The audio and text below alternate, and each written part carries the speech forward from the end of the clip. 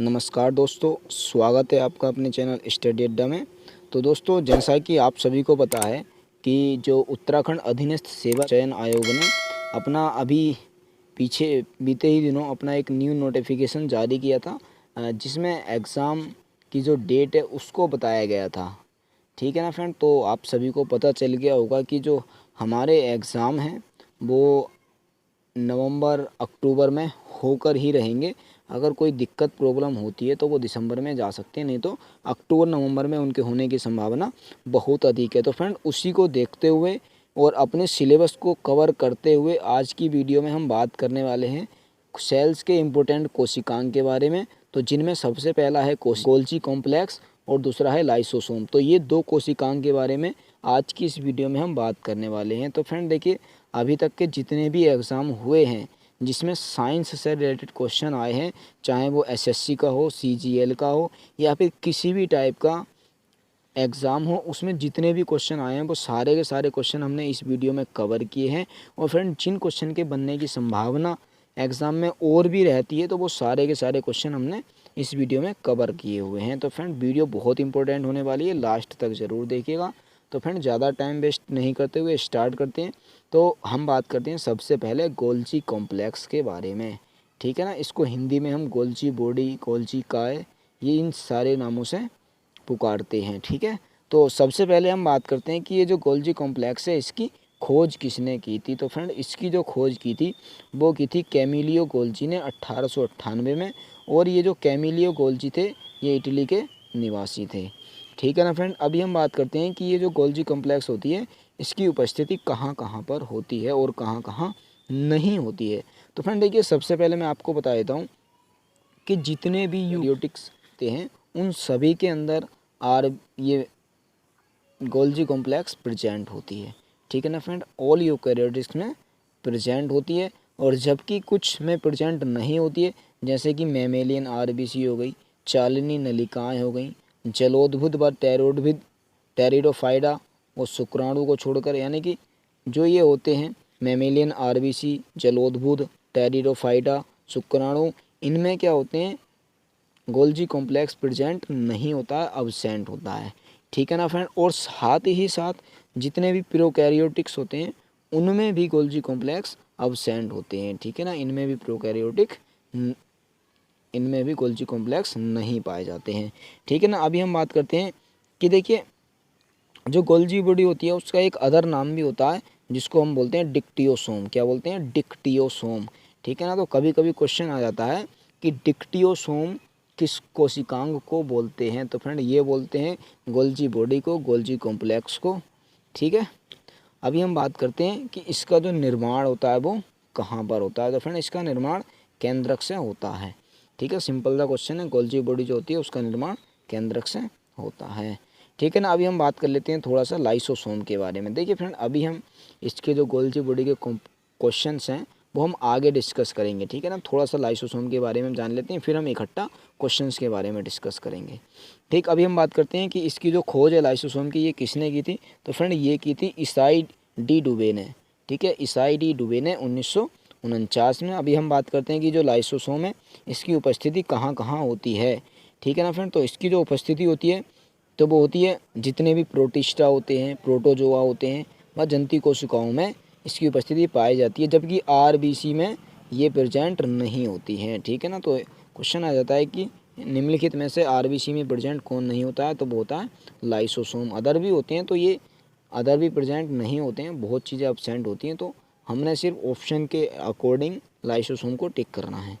ठीक है। Question next आता है कि जो लाइसोसोम होती है इसका निर्माण कैसे होता है। तो फ्रेंड देखिए, लाइसोसोम का जो निर्माण होता है जब एंडोप्लाज्मिक रेटिकुलम और गोल्जी बॉडी आपस में जो क्रिया करते हैं उस समय लाइसोसोम का निर्माण होता है। ठीक है ना फ्रेंड। नेक्स्ट क्वेश्चन आता है कि आत्मघाती थैली, यानी कि फ्रेंड देखिए, जो लाइसोसोम होता है उसको हम आत्मघाती थैली के नाम से भी जानते हैं, यानी कि इंग्लिश में बात करें इसको बोलते हैं सुसाइडल बैग्स। ठीक है ना। तो सुसाइडल बैग्स किसको बोलते हैं? वो बोलते हैं हम लाइसोसोम को। ठीक है ना फ्रेंड। देखिए, इसमें होता क्या है, इसमें क्या होता है ना, हाइड्रोलाइटिक एंजाइम होते हैं जो कि इस सोम को ही पचा देते हैं। ठीक है ना। यानी कि उसको ही भोजन बना लेते हैं।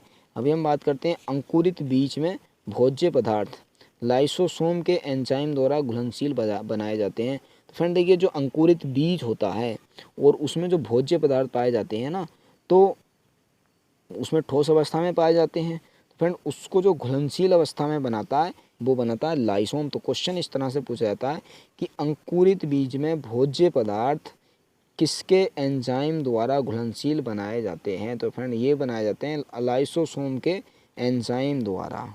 ठीक है, नेक्स्ट क्वेश्चन आता है कि एक लीवर सेल में कितने मैक्सिमम गोल्जी बॉडी होते हैं? यानी कि जो एक लीवर सेल होती है वो मैक्सिमम कितने गोल्जी बॉडी रख सकती है? तो फ्रेंड एक लीवर सेल जो होती है उसमें 50 गोल्जी कॉम्प्लेक्स तक हो सकते हैं। ठीक है ना, 50 गोल्जी कॉम्प्लेक्स तक हो सकते हैं। ठीक है, नेक्स्ट क्वेश्चन आता है जलीय शैवाल कारा की राइजोइड सेल्स। यानी कि देखिए, जो जलीय शैवाल कारा होता है और उसमें जो राइजोइड सेल्स पाई जाती हैं उसमें गोल्जी बॉडी की जो संख्या हो सकती है वो 25,000 तक हो सकती है। ठीक है ना, 25,000 तक। जबकि माइक्रोमोनास जो होता है उसमें सिर्फ एक ही, यानी कि सिर्फ सिंगल ही गोल्जी बॉडी पाई जाती है। ठीक है, अभी हम बात कर लेते हैं जो गोल्जी बॉडी होती है इसका व्यास कितना होता है? वो होता है 1 to 5 माइक्रोमीटर और मोटाई होती है 0.5 माइक्रोमीटर। ठीक है, तो इस चीज़ का भी ध्यान रखना। अभी इस तरह का क्वेश्चन पूछ लेता है। देखिए ऑप्शन दिया होता है कि सिस्टर्नी, नलिकाएं, ट्यूबुल्स बोलते हैं इसको, थैलियाँ, रिक्तिकाएं, कि ये किस चीज़ के भाग हैं? तो फ्रेंड ये होते हैं गोल्जी कॉम्प्लेक्स के। ठीक है ना, तो जो गोल्जी कॉम्प्लेक्स के 4 मुख्य घटक होते हैं उनमें पहला होता है सिस्टर्नी, दूसरा होता है चालनी नलिकाएं, तीसरा होता है थैलियाँ और चौथा होता है रिक्तिकाएं। ठीक है, तो इनका भी आपने ध्यान रखना है। अभी देखिए एक छोटा सा सिंपल सा क्वेश्चन पूछ लेता है कि GER क्या है? तो फ्रेंड जो GER है ये एक संकर है, किसके द्वारा बनता है? ये बनता है गोल्जी बॉडी और ER के द्वारा।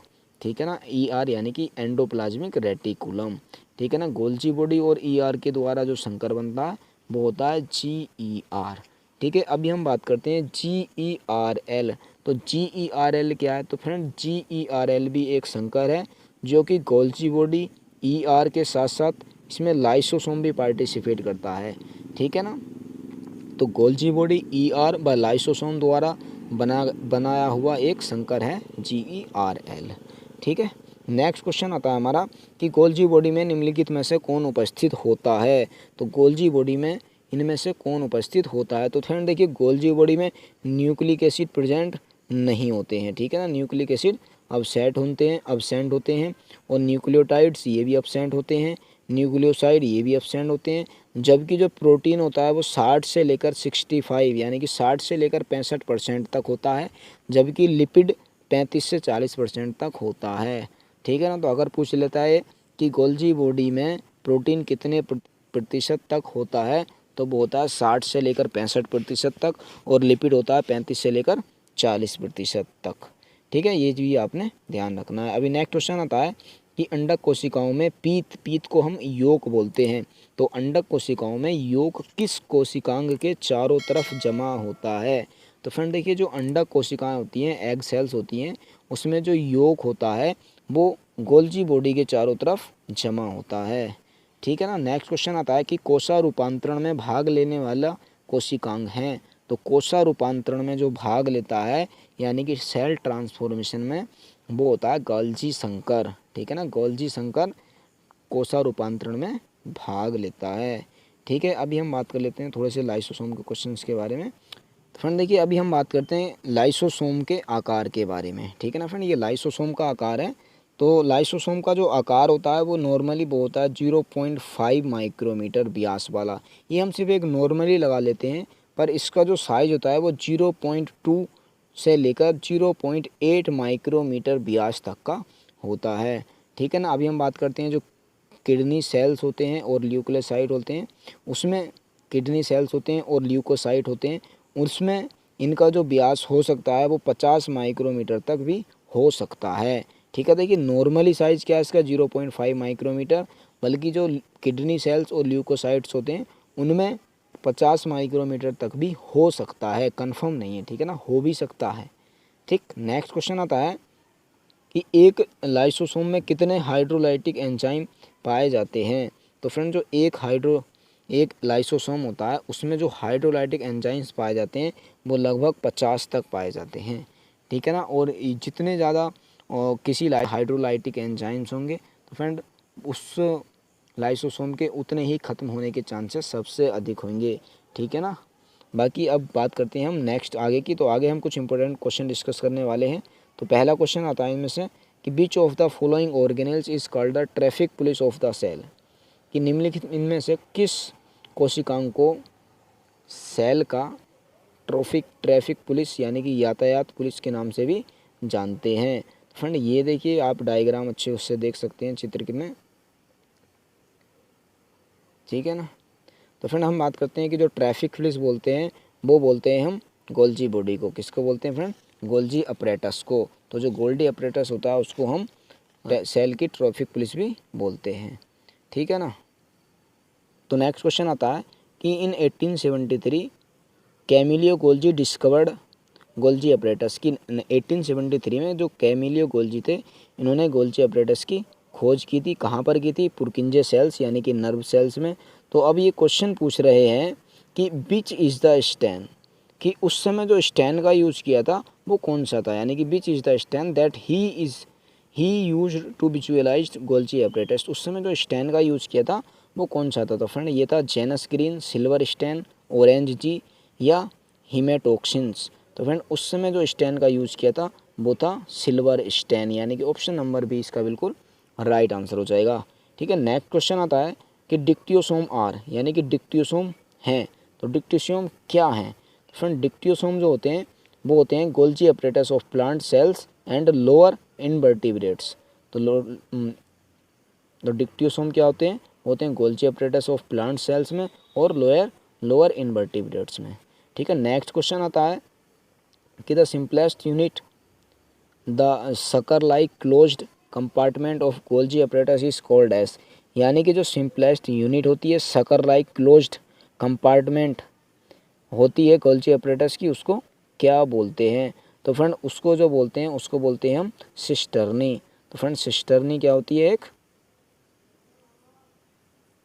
ठीक है। नेक्स्ट क्वेश्चन आता है हमारा the region around Golgi apparatus where other organelles are absent is called as the, यानी कि गोल्जी अपरेटस के चारों तरफ का वह क्षेत्र कौन सा है जहाँ पर जो ऑर्गेनेल्स होते हैं वो अब्सेंट होते हैं, उस रीजन को क्या कहते हैं? तो फ्रेंड उस रीजन को कहते हैं हम जोन ऑफ एक्सक्लूसन, ठीक है। क्या कहते हैं? Zone of exclusion. तो जोन ऑफ एक्सक्लूसन वह क्षेत्र होता है जहाँ पर गोल्जी अपरेटस के चारों तरफ जो अदर कोशिकांग होते हैं उनकी कमी होती है, ठीक है। नेक्स्ट क्वेश्चन आता है हमारा कि GERL रीजन इज द, यानी कि GERL रीजन क्या है? तो फ्रेंड देखिए अभी ये हमने ऊपर भी बताया था। तो GERL क्या है फ्रेंड?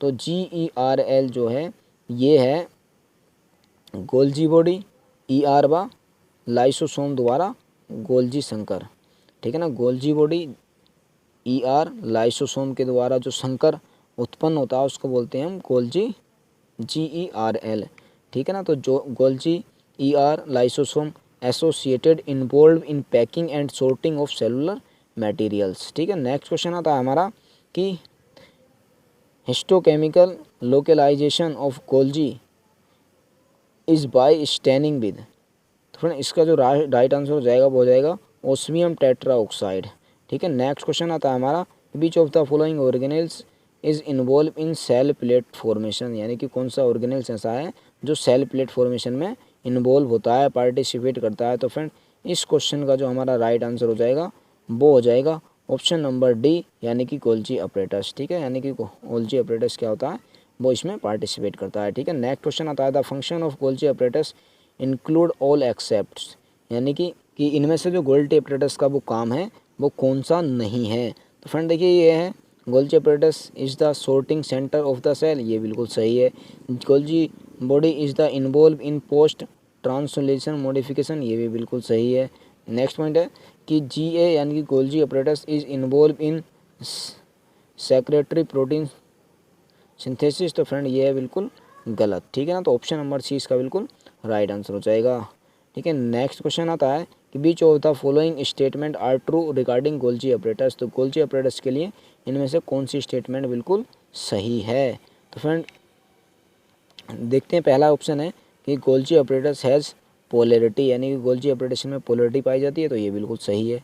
सेकंड ऑप्शन है cis face is locate closed to either nucleus और ट्रांजिशनल ईआर।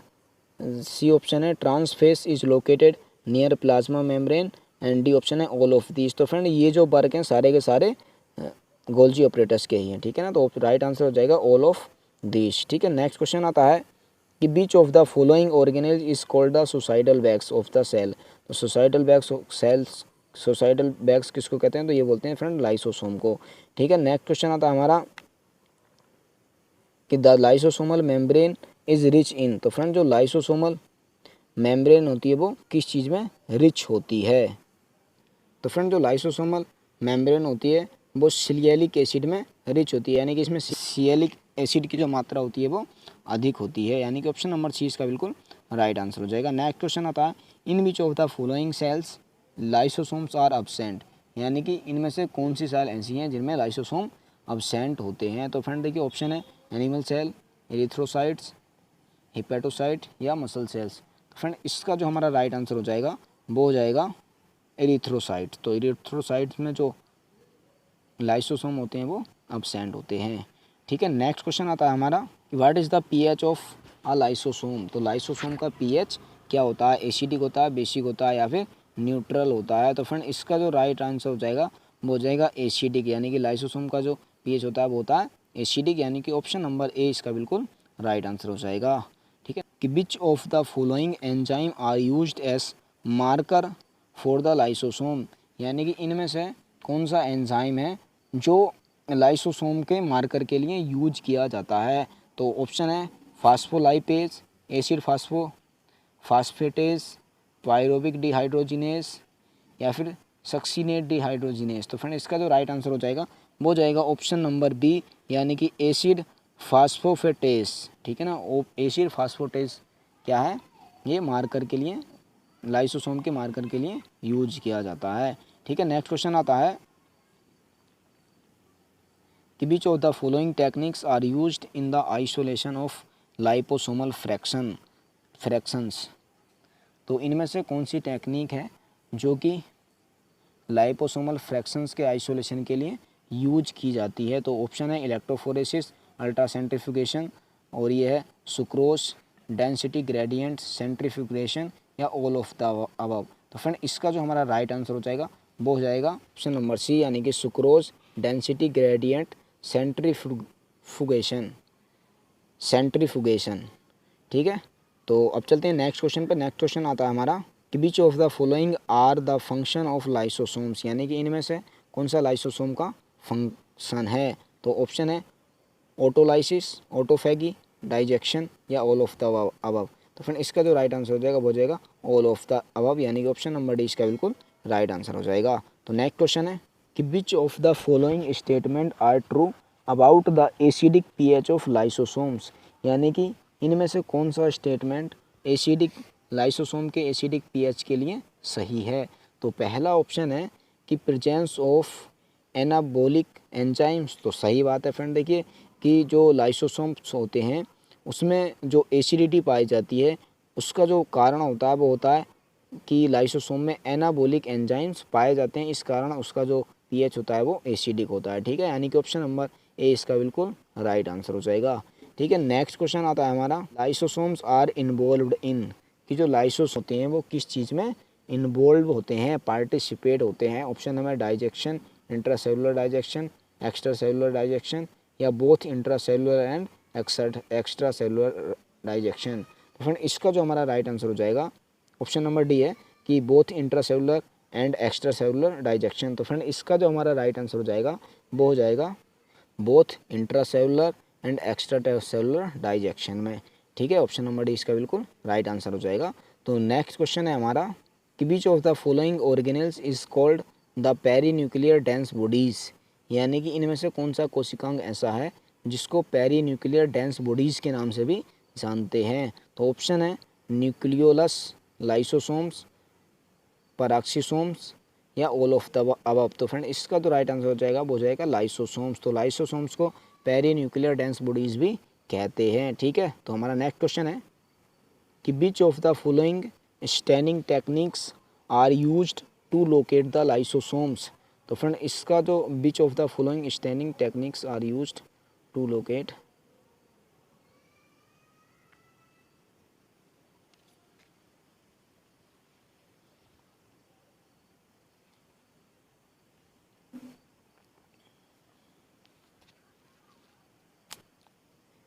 कि इसका मतलब है कि लाइसोसोम को लोकेट करने के लिए कौन सी स्टैनिंग टेक्निक यूज की जाती है। तो फ्रेंड ऑप्शन है गमोरी स्टैन, बिस्मार्क स्टैन, ओस्मोनियम टेट्राऑक्साइड्स या जेनस ग्रीन स्टैनिंग। तो फ्रेंड्स इसका जो राइट आंसर हो जाएगा वो हो जाएगा गमोरी स्टैन। तो गमेरी स्टोन का यूज किया जाता है।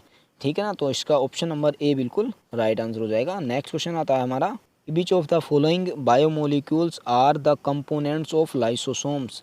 कि इनमें से कौन सा बायोमोलिक्यूल्स लाइसोसोम्स का कंपोनेंट्स है। तो फ्रेंड इसका जो हमारा राइट आंसर हो जाएगा वो हो जाएगा ऑप्शन नंबर सी, यानी कि फास्फेट एस्टर एंड न्यूक्लियसेस।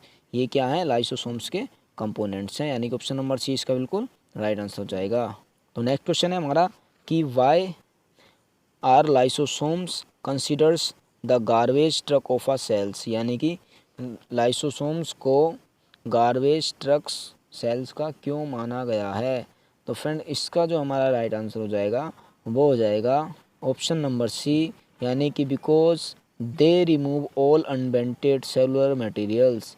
इसलिए क्या बोलते हैं इसको हम, इसलिए ही इसको बोलते हैं हम गार्बेज ट्रक्स ऑफ सेल्स। ठीक है, तो नेक्स्ट क्वेश्चन आता है हमारा कि which of the following organelles contain digestive enzyme that break down complex molecules. यानी कि इनमें से कौन सा ऑर्गेनेल्स डाइजेस्टिव एंजाइम रखता है जो कि बड़े बड़े मॉलिक्यूल्स को तोड़ देता है। तो फ्रेंड इसका जो हमारा राइट आंसर हो जाएगा वो हो जाएगा लाइसोसोम्स। तो फ्रेंड लाइसोसोम्स में ऐसे एंजाइम होते हैं जो कि बड़े बड़े कॉम्प्लेक्स मॉलिक्यूल्स को भी आसानी से तोड़ सकते हैं। ठीक है ना फ्रेंड, तो हमारा नेक्स्ट क्वेश्चन आता है कि which of the following sales contain the most active lysosomes. कि इनमें से कौन सी सेल्स ऐसी हैं जो कि बहुत ही ज़्यादा एक्टिव लाइसोसोम्स रखती हैं। Skin cells, brain cell, intestinal cells या फिर वाइट ब्लड सेल्स। तो फ्रेंड इसका आंसर हो जाएगा वाइट ब्लड सेल्स, यानी कि WBC, यानी कि ऑप्शन नंबर डी इसका बिल्कुल राइट आंसर हो जाएगा। ठीक है, नेक्स्ट क्वेश्चन आता है लाइसोसोम्स आर इन्वॉल्व इन, यानी लाइसोसोम किस में पार्टिसिपेट करते हैं, सीक्रेशन में, रेस्पिरेशन में, फोटोसिंथेसिस में या फिर प्रोटीन कंस्ट्रक्शन में। तो फ्रेंड इसका जो हमारा राइट आंसर हो जाएगा वो हो जाएगा ऑप्शन नंबर ए, यानी कि सेक्रेशन में। तो लाइसोसोम किस में इन्वॉल्व होते हैं सेक्रेशन में। ठीक है, नेक्स्ट क्वेश्चन आता है हमारा कि name 2 diseases caused by lysosomal malfunctions. तो लाइसोसोमल मालफंक्शंस के कारण कौन सी डिजीज़ होती हैं। तो इसका जो हमारा राइट आंसर हो जाएगा वो हो जाएगा एस्पर्टिल लूकोसा मिनूरिया। ठीक है ना, आप इसको पढ़ सकते हैं, बहुत लंबा चौड़ा नाम है। ठीक है, तो ठीक है, फिर ये रही आज की हमारी वीडियो। आपको कैसी लगी कमेंट बॉक्स में ज़रूर बताइएगा। अगर ये वीडियो आपको अच्छी लगी हो तो इस वीडियो को लाइक कीजिएगा, अपने दोस्तों तक ज़रूर पहुंचाइएगा। और फ्रेंड अगर आप अभी हमारे चैनल पर न्यू हैं तो चैनल को सब्सक्राइब कर लीजिएगा और पास में जो बेल आइकन है ना उसको ज़रूर दबा दीजिएगा। उससे होगा ये, जैसे ही मैं कोई भी वीडियो अपलोड करूँगा उसका नोटिफिकेशन आपको सबसे पहले प्राप्त होगा। तो ठीक है फ्रेंड, मिलते हैं बहुत ही जल्द अपनी नेक्स्ट वीडियो में। तब तक के लिए best of luck and thanks for watching this video.